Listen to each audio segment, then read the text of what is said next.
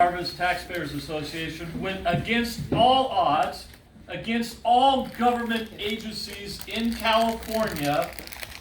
It was passed by the voters who decided to limit being taxed.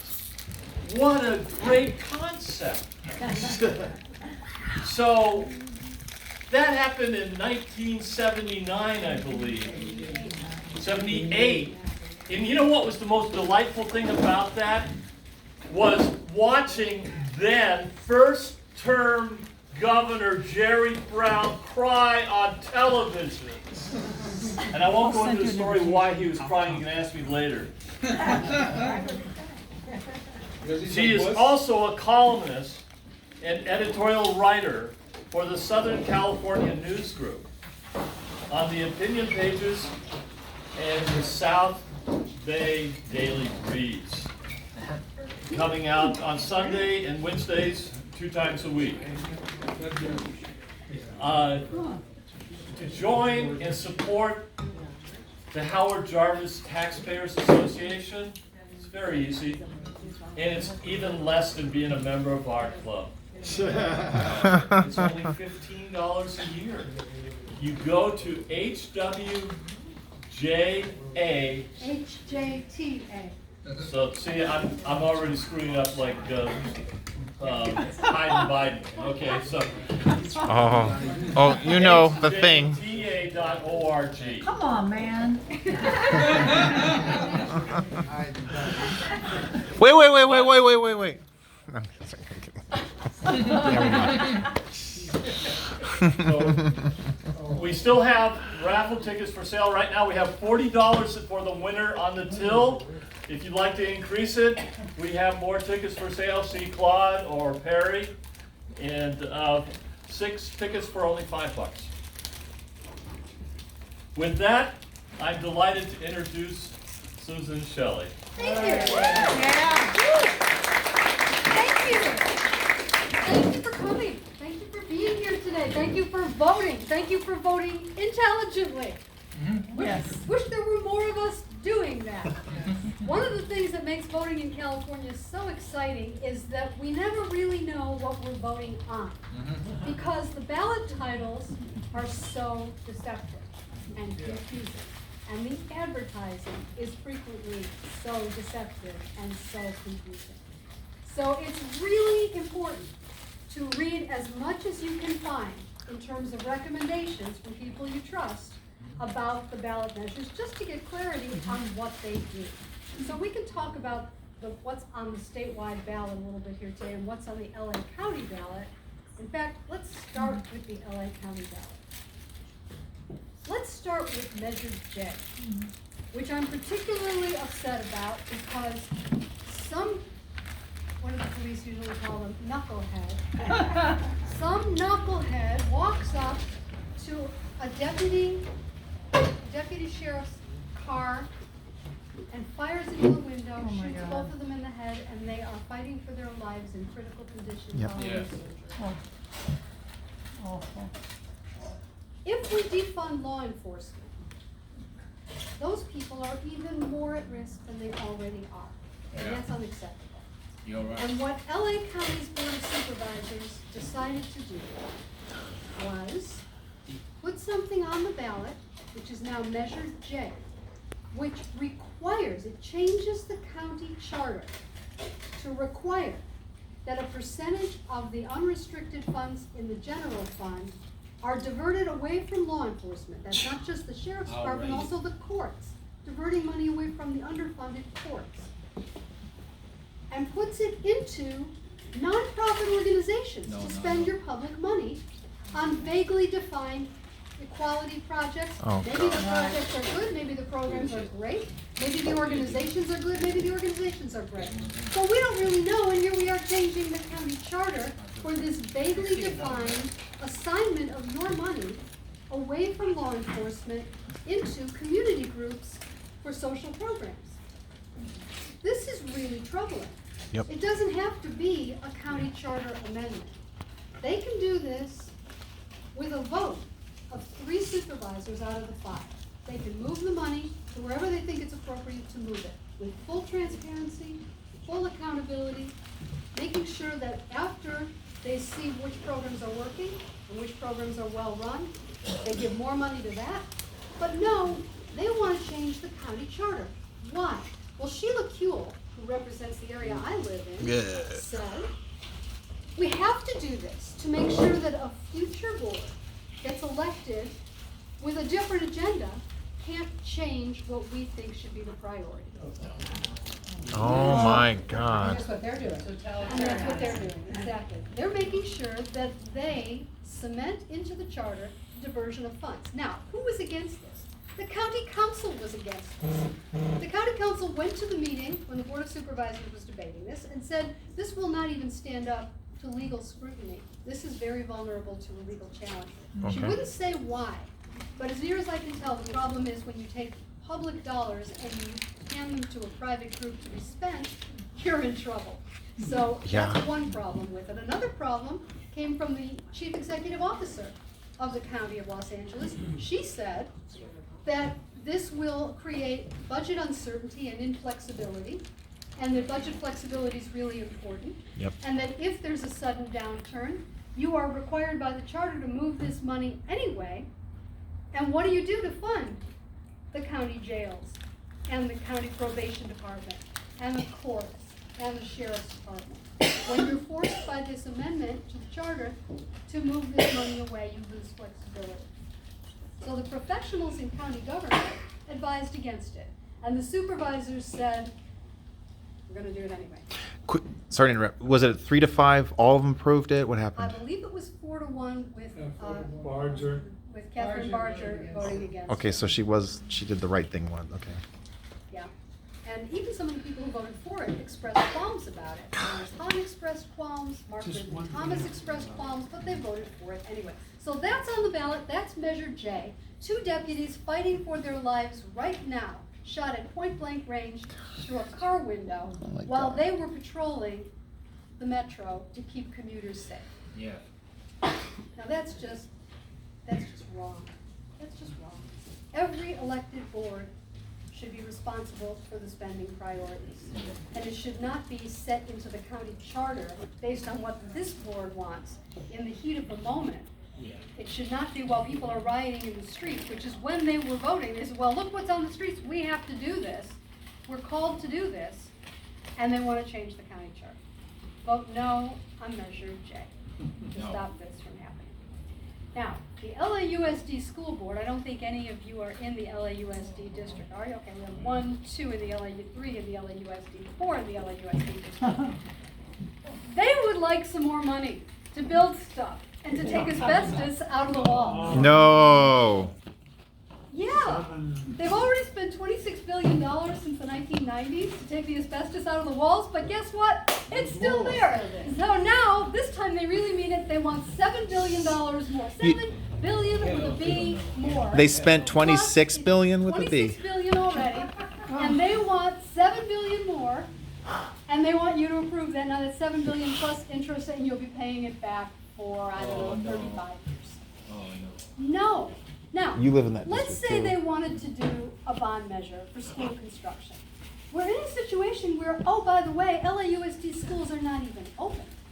And we have charter enrollment growing, and we have LAUSD district school enrollment falling. Yes. And we have all these new requirements for pandemic safety, and they're gonna do different kinds of things. They need technology spending, and they're not even sure what they need, because we don't know what's gonna happen. Well, yes, we do, but that's another question. So, what did they do at the school board? Passed the deadline to get something on the ballot. They voted to put a $7 billion bond on the ballot. Now, how'd they do that? It'll be a special election, and we'll consolidate it with the November 3rd election. And it's gonna cost the county like $14 million just to run the election. I mean, the school board, it's gonna cost the school district $14 million just to run the Disgusting. election. And they did this so much at the last minute that there was like 5 days to get a ballot argument filed against it. Otherwise, it would have been in the booklet with no argument against was submitted. But we're really quick on our feet. at the Howard Jarvis Taxpayers Association, and we got a ballot argument in against it to explain that, once again, they're going after the asbestos that they haven't cleaned up with all the previous bond measures. Do they need a majority vote or 2/3 vote to pass? I don't know. I think it was unanimous. No. 2 passed by the Oh, voters. that's this. I believe it needs, I think it needs 2/3. Great, it's gonna fail. Yeah. It's gonna fail. What's Thank the God. name of that new- Sorry. That one is RR, Measure RR. And that will be a school construction bond on the ballot in the LAUSD district. Because Measure the previous RR. bond failed. People have had I'm enough. so tired of their tricks, They're and I'm done. so tired People of can't their afford it. deceptions, and I'm so tired of their going past the deadline with the special election, which they did with 2 or 3 ballot measures on the statewide ballot also. Let's talk about Proposition 19 first. Proposition 19 started out as Proposition 5 2 years ago. Now, you might remember Proposition 5. This was real estate portability. What it did is it removed the restrictions on people who are 55 and older moving to another house and taking their old tax bill with them, so they don't get hit with higher property taxes based on the new market value. That was portability. You currently have, under current law, Proposition 60 and Proposition 90 from the 1980s. You have the right to do it once in your lifetime, within the county in which you live, or to one of the counties that has voted to accept those transfers. And if you're doing this to a home that's the same value or less. The idea is downsizing. There's a break for seniors who want to downsize out of the house they're in to another house in another location without having a huge hit in property tax bills. That was the concept. So in 2018, the California Association of Realtors put Proposition 5 on the ballot, which lifted all those restrictions so that you could move as often as you wanted to a house of a higher value anywhere in the state. The voters turned it down, Yes. 60 to 40. Ugh. 60 to 40. So what the realtors did is, they decided they would bring it back, and this time they have added a giant tax increase. No. Now, if it failed already, how does adding a giant tax increase make it more appealing? No. Well, the answer to that is that it's more appealing to the unions in Sacramento because there will be money coming in, and if it's not a negative in the budget, it won't hurt their salary negotiations at contract time. So it was one of these Sacramento deals. Devious. Yeah. It is so devious. So they go out and they're at tables like this. They have their contractors, their signature gathering firms. They go out at tables like this. They put up big posters last spring that say, "Save Prop 13." And people go and sign them at the supermarket. And this is what it was. It was this measure with the giant tax increase, which I'll Wow. describe in a minute. And then they found that if they qualified it for the ballot, they found that it wasn't actually polling very well, I guess. And they went to the legislature, and they decided under this 2014 law where you can sort of swap out your qualified measure for something the legislature agrees to pass in exchange, they swapped out their, once again at the last minute, a week past the deadline, by a special piece of legislation, same deal with the special election instead. It was ACA 11. And ACA 11 was the same deal with the tax increase, with portability, with this veneer of funding fire districts. The idea being that some of the money that comes, once they figure out if they actually have any extra money, some of it will go to rural fire districts and to CAL FIRE. And that allowed them to say wildfire in the ballot title. No. Very, very deceptive. Yeah. So what's the tax increase? Right now, under California's Constitution, there is an exclusion from reassessment when property is transferred between parents and children. This is Proposition 58 from 1986. Proposition 58 was put on the ballot by the legislature by a unanimous vote in 1986, and then it passed with 75.7% of the voters' approval. That's pretty much a mandate. Proposition 19 repeals it. It's gone. Wow. It's gone. And another measure, Proposition 193, which extended the same benefits when the parents are deceased, when the children's parents are deceased, the grandparents can transfer property without reassessment. That was Proposition 193. That passed with a 2/3 majority of the vote. Gone. Wow. Proposition 19 repeals it and replaces these two constitutional statutes that are constitutional amendments that you have the rights now, replaces your rights with a narrow exclusion. The property is excluded from reassessment only if the person to whom it's transferred moves in within 1 year. You have 12 months to move your life around and move in to the home you're inheriting. 1 year, and it must be that person's principal residence. So that is a much narrower exclusion. Under Prop 58, a home of any value can be transferred between parents and children, and up to $1 million of assessed value of other property. So now suppose you have a family that's worked for 2 generations and built a business, and they own a restaurant, they own the property. Upon transfer, reassessed to market value. Yeah, I mean, real estate prices in California, no one can control. No one knows how much anything is going to be worth, but it's going to be worth more than it was worth 40 years ago, 30 years ago, 10 years ago, sometimes 10 minutes ago. It will be reassessed to market value upon transfer between parents and children. Only the principal residence is eligible for the narrow exclusion, which by the way is capped at $1 million above the current assessed value. So if someone has a home in a beautiful area like this, and for crazy reasons, it's worth more than $1.5 million, in all likelihood, the tax bill will go up, even with the principal residence exclusion in there, because they capped it with that $1 million. Now, this is a really bad idea, but there's going to be $30 million of TV commercials talking about wildfires and breaks for seniors and protecting, and what it's going to do is remove the exclusion from reassessment for property that's transferred between parents and children. It is $1 billion tax increase on California families. $1 billion according to the Legislative Analyst's Office. In fact, $2 billion according to the Legislative Analyst's Office. So I'm a no on Proposition 19, and it's on the signs along with Proposition 15. Now let's talk about Proposition 15.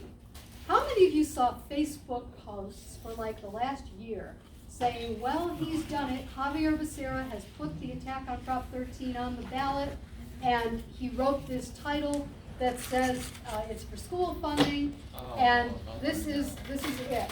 And that was last March when it wasn't it. Did you see those posts? A lot of people wrote to me and called me. Okay. This is it. This is the one. Proposition 15. Last time in March when Proposition 13 was on the ballot, that was a school bond. That was bad too. Unfortunately, that went down to defeat despite the governor's best efforts campaigning in schools all around Southern California. I'm so glad. But yeah, that went down to defeat. Proposition 15 is a direct attack on Proposition 13. It revokes Proposition 13 from properties that are used for commercial and industrial purposes. Holy crap. So every supermarket, every movie theater, every shopping mall, every office building, car dealership, warehouse, factory, everywhere that Californians work or shop, reassessed to market value. Not once, every 3 years. It's a huge tax increase. Oh my God. On every business in California at the same time. Not exactly at the same time, they've staggered it a little bit, but close to the same time. And if you're in business and you have to plan ahead, you have to be looking at that as an unknown cost in the future, because every 3 years, reassessed to market value, no cap at all. This is catastrophic. This is catastrophic policy. Now, the proponents have spent the last 40 or so years trying to destroy Prop 13. And now they say, oh, we're not coming after residential property. This is only about commercial property, and you can judge for yourself whether homeowners are next on the menu. But let me tell you what the California Teachers Association president let slip when he was talking to Capital Weekly podcast in Sacramento. He said that this measure, he was asked about the per pupil funding and whether Proposition 15 would fix the problem of low, allegedly low, it's a math number, it's a game, but allegedly low per pupil funding in California. And he said, well, it'll help. This measure will direct about $4.5 billion to school districts. But really, what we need to get California in the top tier of per pupil funding is $50 billion. Let's look at that again. This is the biggest property tax increase in California history, and it only gets them a fraction of the way to what they say they need to make the schools decent. Wow. No, So, what's next? Well, they've already proposed a wealth tax, an increase in the income taxes. No. They've already proposed all these extra little ways of taking away deductions for businesses and tax credits. They call them tax expenditures when someone gets a tax deduction, as if the government is spending the money by letting you have it, as opposed to it's your money and they're taking it. Question? Rental property included as commercial property? No, it is not. There is an exception in this measure for residential property. So apartment buildings are not included and farmland is not included. However, the buildings on the farm are included. So any buildings that are involved in food processing or wine grape processing or any of that, all those buildings are reassessed. And there's going to be a lot of litigation if this were to pass, which I certainly hope it doesn't. There will be a lot of litigation over things like, suppose you have a community where there's a community center and it has retail shops in it because they've leased it out to a restaurant or a golf club or whatever. And now, is that commercial property? Is that residential property?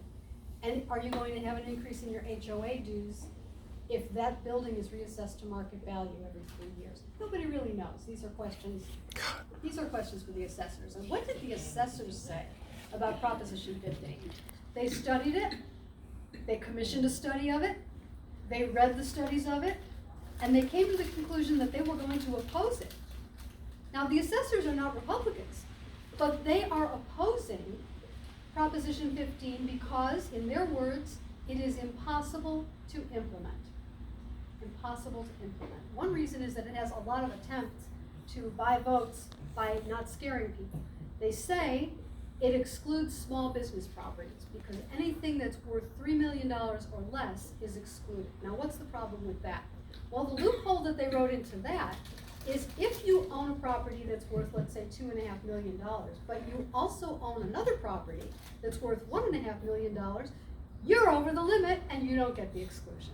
What is that? And if you have partners in the ownership of your property, and one of them owns other properties, and it totals more than $3 million, you don't get the exclusion, reassessed to market value.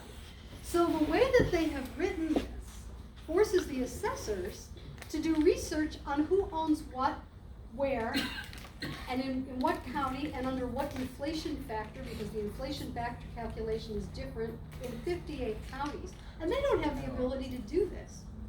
In addition, another reason that it's impossible to implement is they will say, after these assessments are done, they're going to be done by some sort of automated computer algorithmic process because there aren't enough people to go out and reassess all the commercial properties in California. There just aren't. So they're going to do some kind of computerized reassessment and mail it out and see what happens. Well, what's going to happen? Everybody's going to say, oh, no, you don't. Maybe you think my office building is worth that much, but have you seen everyone working at home? It's not worth anywhere near that much. I'm appealing. And then they're going to hire a law firm. And who's the law firm going to hire? They're going to go right into the assessor's office and hire the commercial assessors as experts. And they're going to pay them twice what the county can pay them. And then what's the county going to do? Well, that's what the assessors want to know. If you ask the assessors how the staffing is going to work on this, they just throw their hands up and say, it takes 5 years to train a commercial assessor. Wow. 5 years. It's a complicated business. Yes, ma'am. And so the appeals process is going to be a mess. It's gonna take a long time, it's gonna cost a lot of money. Add to that, the effect as it interacts with other provisions in the law. Have you heard about a reduction in value assessment? Sometimes when the market goes down, if you bought your house before the market goes down, you are eligible for a reduction in value assessment. You can't be asked to pay more property tax on assessed value if it's worth less. So you will get a reduction. But then if the market comes back, as so far it always has, they raise you back up to what it would have been under Prop 13 anyway. And they can do that in big steps. So that can be kind of unpleasant. You get the reduction when the market falls, and then you get the sudden tax increase when it rises. So what happens to commercial property? They reassess everybody to market value when there's a terrible recession, and everybody drops. Well, now the counties have to reassess all the commercial property lower, and then every year they have to reassess all the commercial property to see if the market has improved. It's unworkable. No. It's crazy. People think Proposition 13, people on the left, they think Proposition 13 isn't a good idea. And they say things like, no other state does this. No other state does this. We're an outlier. Well, you know, when they agree with the policy, we're a leader. So I would say we're a leader on Proposition 13. Yes. Because we have created a situation where we don't have disparities based on the whims of the different assessors. The purchase price is the fair market value, unless you've got some kind of an inside deal, in which case it isn't. But generally speaking, the purchase price is the fair market value, and that's the basis of the assessment, and there's no dispute about it. And then it can only go up 2% a year for as long as the same owner owns it, which gives everybody predictability. It gives the owner predictability, but importantly, it also gives the government predictability. All of the revenue in California goes up and down like a crazy thermometer. It goes up and down with the stock market. It goes up and down whether we're in a recession or not. Income tax, up and down revenue. Sales tax, up and down revenue. Gas tax, now down, sometimes up. It's not reliable for the counties. But property tax revenue is very steady. It's the most stable. It goes up 2% a year, just by virtue of the fact that it's keeping up with inflation, and then you have properties turning over, so it goes up with that also, as they readjust and reset the assessments to market value when they're sold. So Prop 13 is really one of the best policies on taxes. It keeps people from being taxed out of their own property. Proposition 15 slices into it like a razor and cuts away part of the property owners from the other part of the property owners. And politically speaking, that makes it easier to slice away at it again. I've noticed that one of the things the proponents have decided to say is that home-based businesses are not affected because it's a home, so it's residential, so it's not reassessed. But that makes me wonder, is the next cut, well, if you have a home-based business, you have to pay a property tax surcharge because it's a commercial property. They could do that.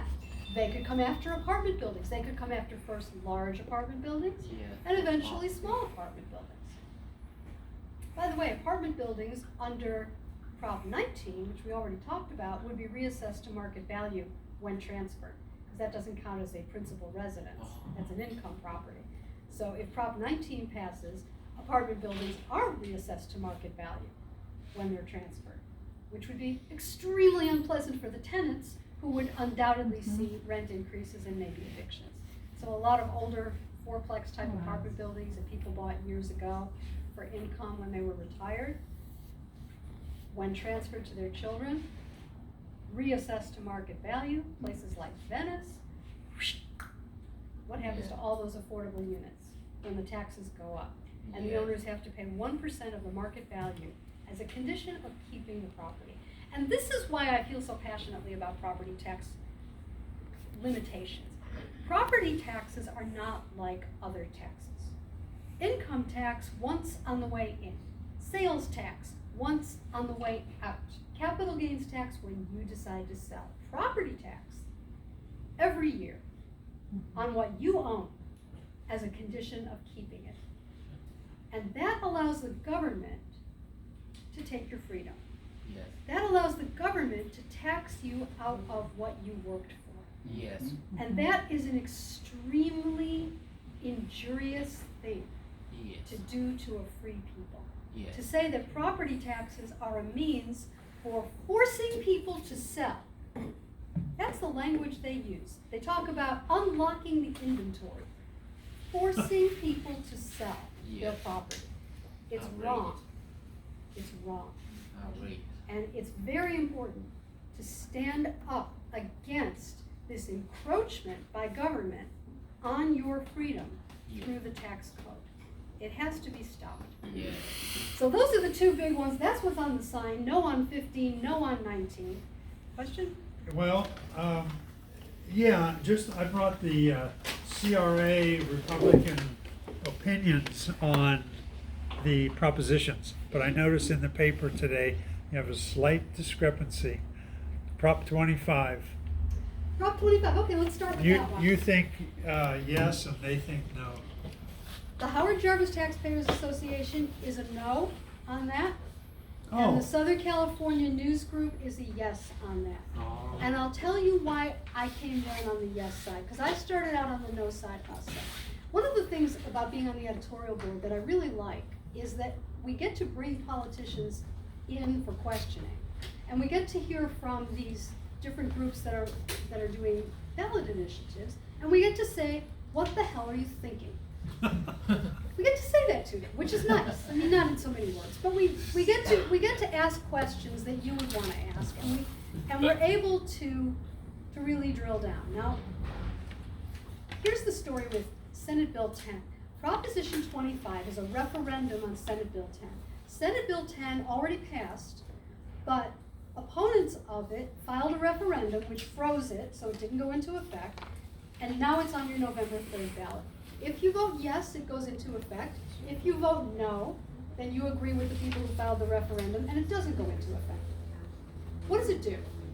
Senate Bill 10 was an attempt to get rid of cash bail and replace it with a system of risk assessment supervised by the judicial branch in each county. So this is judicially supervised risk assessment. Now, cash bail is supported strongly by the bail industry.